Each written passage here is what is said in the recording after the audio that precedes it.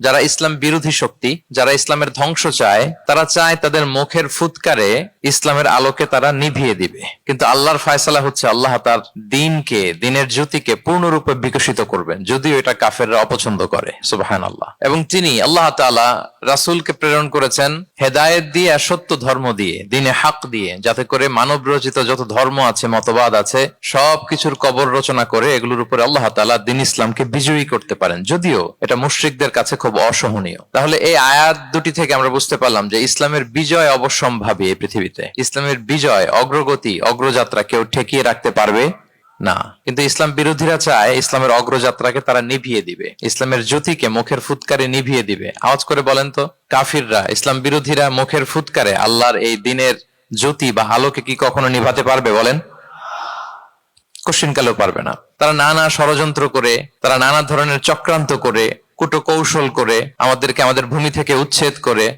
আমাদের ভূখণ্ডে বোমা নিক্ষেপ করে, নানা ধরনের ষড়যন্ত্রের ছক এঁকে আমাদের নওজওয়ানদেরকে শহীদ করে, গ্লোবাল সমুদ ফ্লোটিলার মতো নৌবহরকে আটকে দিয়ে ওরা ভাবে যে ওরা ইসলামের বিজয়কে ঠেকায় ফেলবে। আসলে কি পারবে?